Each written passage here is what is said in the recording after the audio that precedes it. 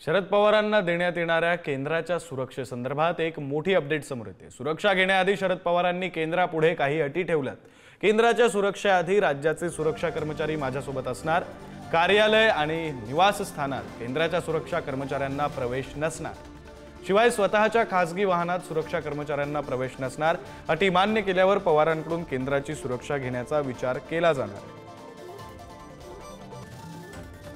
प्रतिनिधी बालाजी पोद्दार सध्या phone line वरून आपल्या सोबत जोडले गेलेले आहेत। बालाजी, खरं तर काही दिवसांपूर्वी बातमी आली होती शरद पवारांच्या सुरक्षेत वाढ, त्यानंतर पवारांनी पुन्हा काही अटी घातल्या होत्या। आता पुन्हा तसाच तपशील समोर येतोय। पवारांनी काही अटी घातलेल्या आहेत, काय अधिकचा तपशील?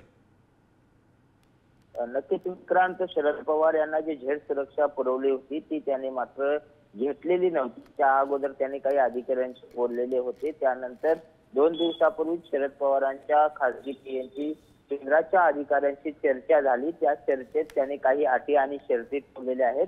त्यानुसार जर राज्य सरकारचे जे सुरक्षा रक्षक आहेत ते माझ्या म्हणजे केंद्र सरकारच्या सुरक्षा रक्षकाच्या अगोदर असणार आणि माझ्या घरी आणि खासगी कार्यालयामध्ये राज्य सरकारचे सुरक्षा रक्षक असणार। खासगी गाडीमध्ये केंद्राच्या सुरक्षा रक्षकांना मी प्रवेश देणार नाही, अशा काही अटी आहेत आणि या अटी जर मान्य झाल्या तरच मी ती सुरक्षा स्वीकारणार असल्याचं शरद पवार यांनी म्हटलेलं आहे। आणि त्या संदर्भातली चर्चा जी आहे ती केंद्रावरून आता चालू आहे। दोन्हीकडल्या चर्चा सुरू आहेत। मात्र शरद पवारांच्या या अटी शर्ती केंद्र कशा प्रकारे पाहते आणि सुरक्षा व्यवस्थेचं पुढे काय होते हे पाहणं महत्त्वाचं आहे। विक्रांत, अगदी खरं आहे बालाजी, सुरक्षा व्यवस्थेवर नेमका काय निर्णय होतो हे सगळं पाहणं महत्त्वाचं असणार आहे। धन्यवाद दिलेल्या सविस्तर माहितीसाठी।